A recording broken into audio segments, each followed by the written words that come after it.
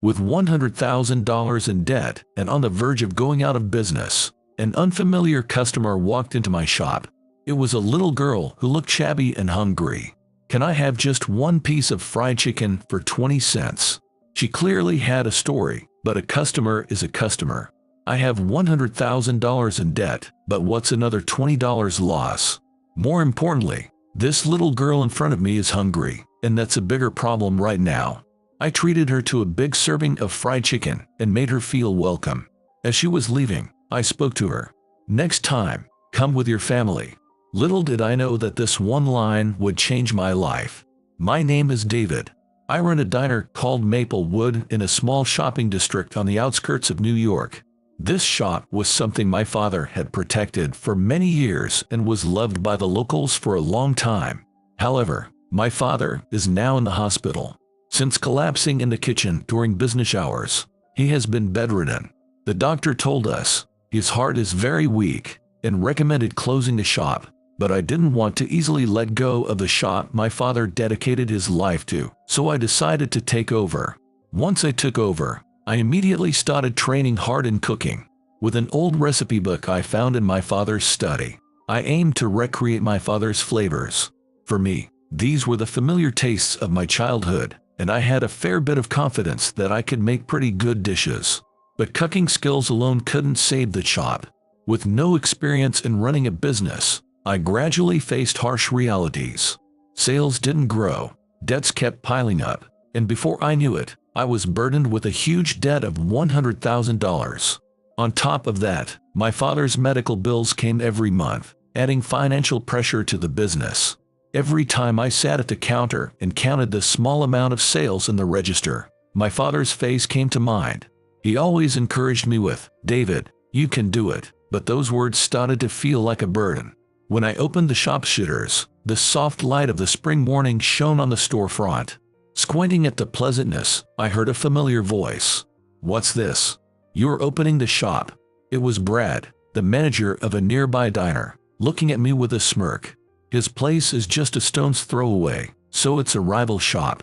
I don't particularly see it that way, but Brad seems to always approach me with hostility. "I thought you'd gone out of business a long time ago."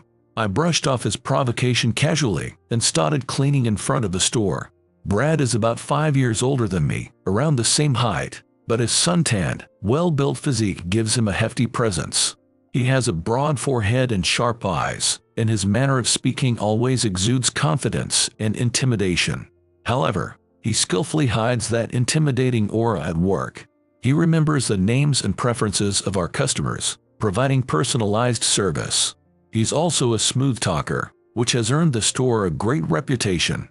Moreover, he's actively involved in local events and festivals, building a wide network of acquaintances. Using that network, he launched an attack on my store. Brad, who has established a close relationship with local suppliers, strategically monopolized the purchasing of ingredients. He particularly targeted vegetables and fish, which are essential for our signature dishes. Thanks to his long-standing dealings and pressure, I was often told, "We're already sold out," even when I pleaded with the suppliers. I tried to break the deadlock by finding other suppliers, but Brad's influence was extensive, making it difficult to establish new dealings. Due to Brad's harassment, my store couldn't function properly, and even regular customers began to feel Diner Johnson's quality has dropped recently. Brad's strategic harassment became a serious problem, lowering the store's credibility and affecting its reputation in the community. "Hurry up and close the store. You're unpleasant." Brad spat these words out, glanced at the old store sign with a look of disdain, and walked away. I stood there, unable to say anything back to him. Inside, a storm of intense anger and emptiness was brewing, but I didn't show it. Watching him leave quietly, I let out a deep sigh. That day, after finishing business, I closed the store shutters with a heavy heart. The sky outside was already dusk.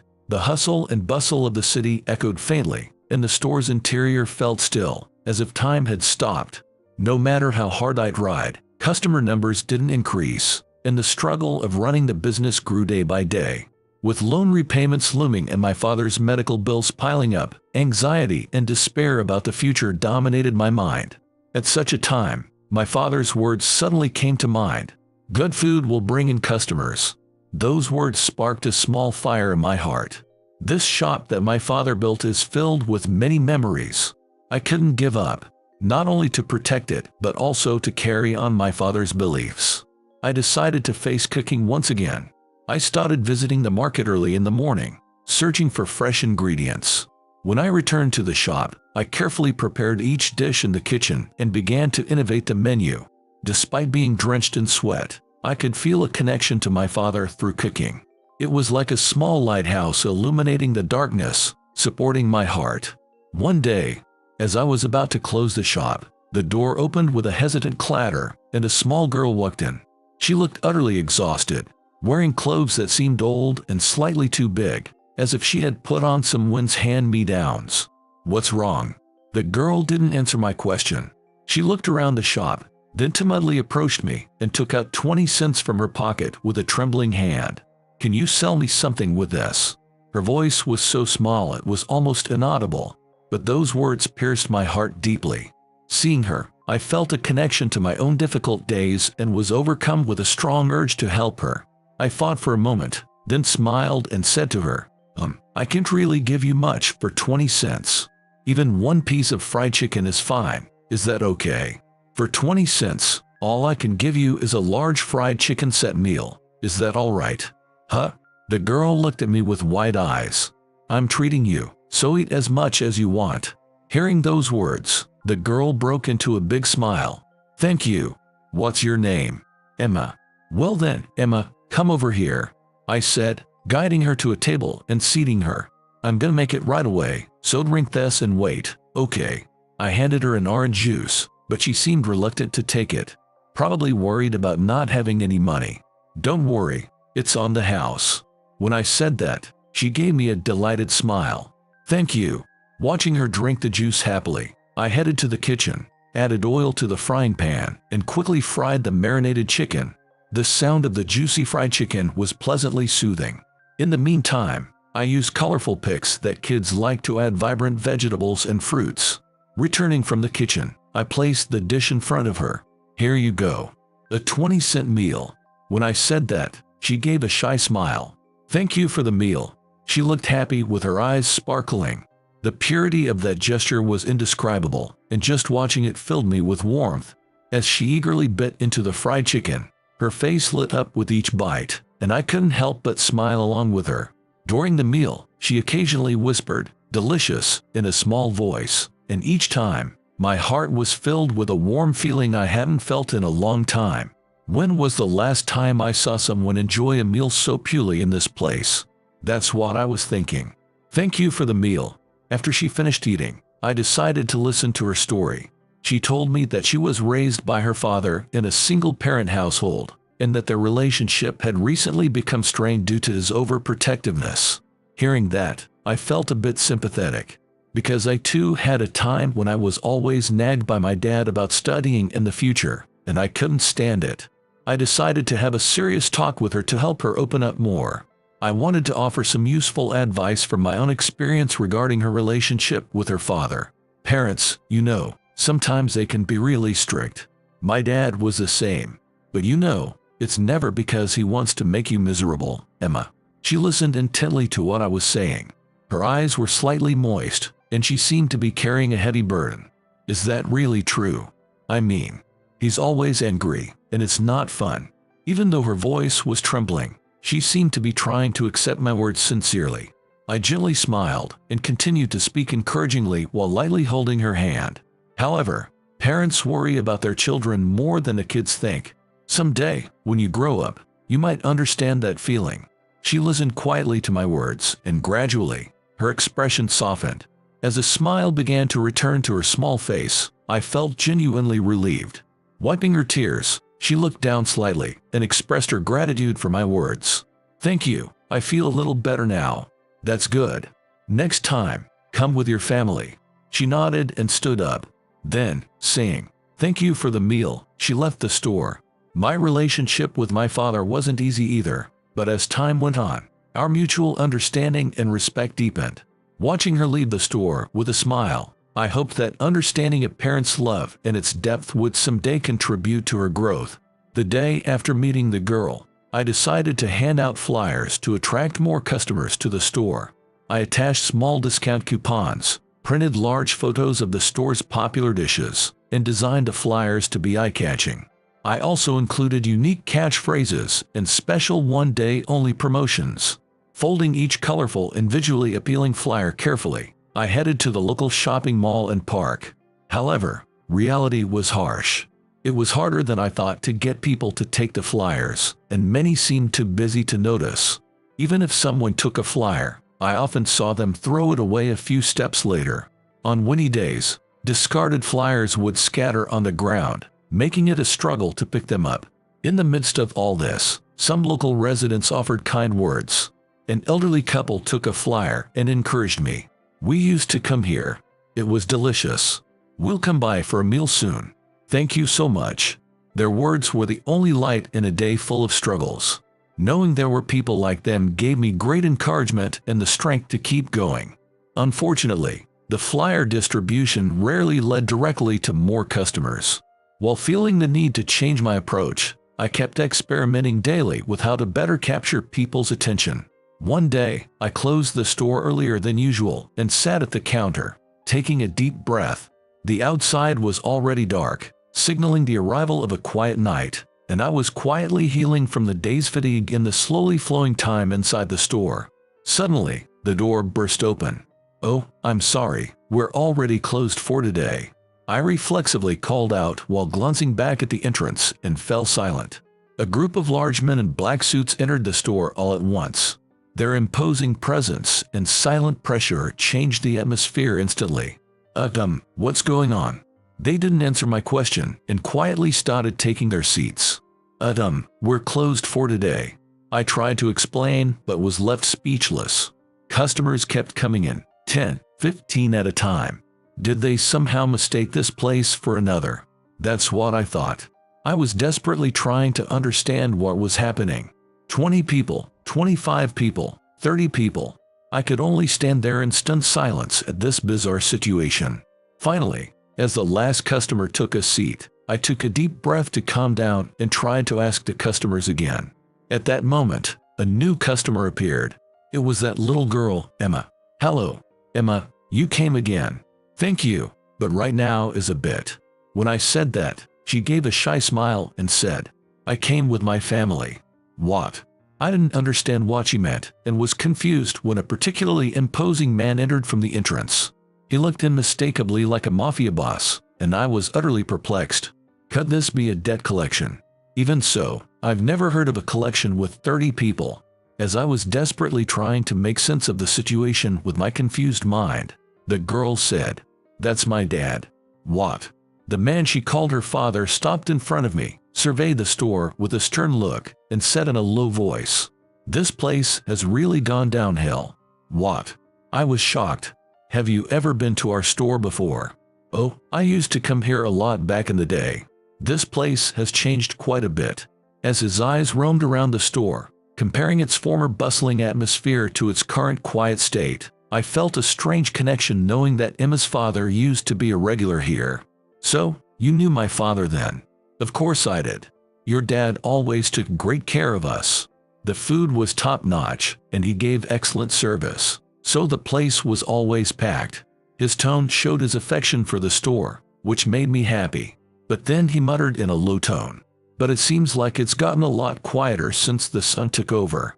His words clearly carried a note of disappointment. He stared at me, and his expression conveyed his dissatisfaction with the current state of the store.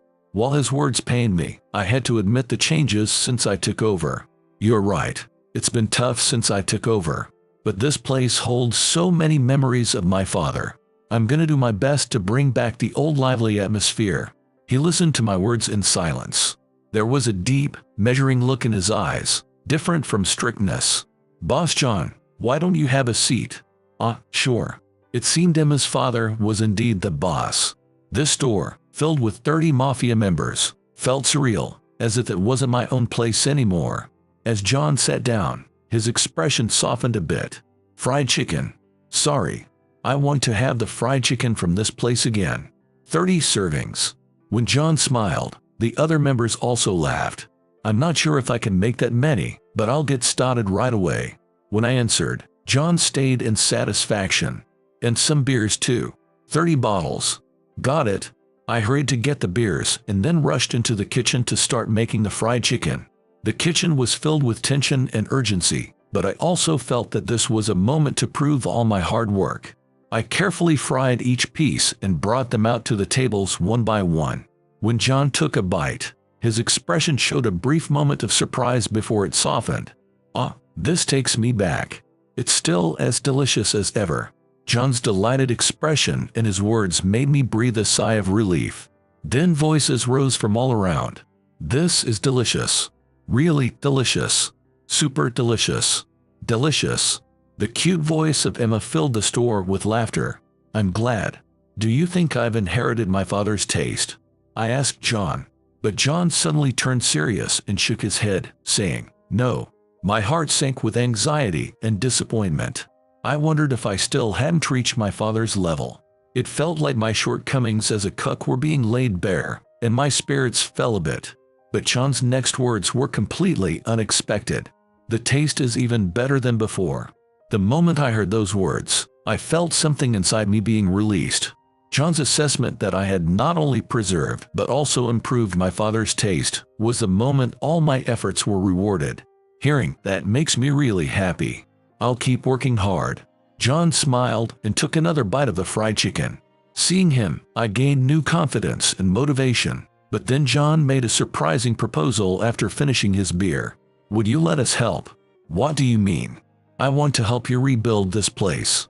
It was an unexpected proposal. I did need help. But why? Why would you do that for me? I owed your father a lot. And it seems my daughter owed you too. It's a way to repay those debts. We gotta return the favors we've received. His words were sincere, and I gratefully accepted his support. With John's knowledge and experience, we brainstormed ideas to improve the store, and gradually the atmosphere of the place began to change. It was the beginning of new hope. Honestly, I was skeptical at first about how things would turn out, but as we started leveraging John's network, the effects were immediate. By using their connections, we soon had fresh, high-quality ingredients delivered to the store one after another. They also helped improve the store's interior and menu. While keeping the nostalgic exterior of the store, the interior was transformed into a sophisticated space, and a modern twist was added to the classic popular dishes on the menu, attracting younger customers. Thanks to these efforts, the store's reputation gradually improved, and it became busier than before. To attract new customers, they actively promoted the store on social media, gaining support from the younger generation. Photos of the food and the interior taken by these young customers spread online, bringing even more people to the store. As the store started to thrive again, Brad, the manager of a rival store, became increasingly jealous. His negative campaign started small. He began by anonymously posting false bad reviews on internet review sites, and gradually started posting calls on social media for people to avoid my store. Brad's actions escalated, and he started handing out flyers in front of my store. The flyers contained false information like this store's kitchen isn't sanitary or this is a mafia-run store. Not only that, but he also began harassing the delivery workers who brought our supplies, spreading baseless rumors about the ingredients we used. I tried to ignore him, but one day, one of my employees overheard him shouting to the line of customers outside our store, "I got food poisoning from this place." Unable to bear it, the employee ran out and confronted him directly. "You better stop spreading lies without any proof." However, Brad took advantage of this and began shouting even louder. "Did everyone see that? This is what a mafia-run store looks like. Do you want to get food poisoning?" Some customers began to frown and leave the line. But then, Emma, who had been serving water inside the store, ran out and shouted at the top of her lungs, "That's a lie. This store cares so much about its customers. They make delicious food that makes everyone smile." The customers, moved by the young girl's earnestness, returned to the line. However, Brad then yelled at Emma, "Shut up. Stay out of this, kid. Aren't you ashamed of lying? I told you to shut up. Go play house at home. Emma's eyes filled with tears at Brad's harsh words and his fierce expression. But she stood her ground and glared at him. I knew I had to step in. Just as I took a step forward, a man appeared through the crowd. It was John, the boss. His face was etched with anger, and his presence made people step back instinctively. Hey! Brad froze instantly at the sound of John's low, menacing voice. Yes. What did you say to my daughter? John's voice was low, but it was powerful enough to echo around the room. Brad froze on the spot, terrified like a small child. Your daughter. Oh, that was your daughter. I asked, what did you say to my daughter? Oh, well, He desperately began to make excuses, but his voice trembled, and his words were incoherent. No, well, your kid started meddling in adult affairs, so I asked her to be quiet. That's a lie. You told her to shut up, you little punk. Oh, no, I didn't. Well, maybe I did. I'm sorry. John kept staring at Brad. Under the overwhelming pressure, Brad was at a loss for words and could only keep looking down on the street. I know everything you did. Shame on you. If you repeat this, you won't be able to do business anymore. Yes, I won't do it again. I'm really sorry. From that day on, Brad never came to my restaurant. Brad's restaurant, once popular for its lively atmosphere and high-quality food, began to lose its reputation due to his persistent harassment of our establishment, and his standing in the local community plummeted. Desperate as his reputation started to decline, he resorted to even more underhanded tactics to survive. He harassed other small competing restaurants indiscriminately and tried to lure customers with false advertising. Support for Brad's actions quickly dwindled, and even his longtime customers became disillusioned with his business practices and stayed away. The decline in reputation and loss of customers dealt a fatal blow to his restaurant's sales. With financial troubles mounting, he eventually fell behind on his loan repayments, lost the trust of suppliers, and couldn't procure the necessary ingredients. In the end, he lost everything and had to close his restaurant. After that, sales at my restaurant, Diner Johnson, steadily increased. John visited the restaurant regularly, each time bringing new ideas and business opportunities, and Emma, who helped out with serving water, became a popular poster girl for the restaurant. Their support wasn't just temporary, it became an indispensable force as the restaurant grew to become a part of the local community. One day, the moment finally arrived. We were able to pay off the restaurant's debt. That day, I rushed to the hospital where my father was. When I entered the hospital room, my father was looking out the window, but when he saw me, he smiled happily. Dad, we paid off the debt. It's all thanks to the restaurant you built. Tears welled up in my father's eyes. I slowly began to speak. Thank you so much for taking care of the shop. I'm really proud of you. Hearing those words, I couldn't hold back my own tears. My heart was filled with the joy of having repaid my father, who raised me single-handedly, and the deepened bond between us. A few weeks later, a local TV station decided to feature my shop. This success story since the grand reopening was broadcast, and I watched the program with my father. Seeing the bustling shop and the satisfied customers on the screen, my father teared up again. The shop had become more than just a restaurant. It was a place that strengthened family bonds and was loved by the local community, marking a new chapter.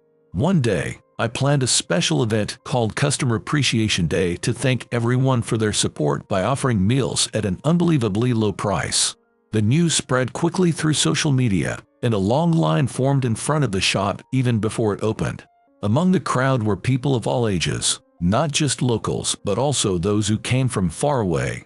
Local TV stations were there to cover the event, and their cameras captured the long line. Wow, this is amazing. John sighed at the sight. John had agreed to help in the kitchen for the special day. Beside him, Emma was ready with her apron on. She was in charge of water, but recently she had also started taking orders. It's gonna be busy. Yeah, but I'm really happy. Yeah, it's all thanks to you and Emma. Thank you. It's your hard work. And it all started because you were kind to my daughter. Emma smiled at John's words. All right, it's time. Chef David, open up. Okay. Thank you for waiting. As I opened the door, customers started pouring in. Everyone had smiles on their faces. Welcome, welcome. Today was Customer Appreciation Day. The highlight was a special fried chicken set meal. And the price, of course, was just 20 cents.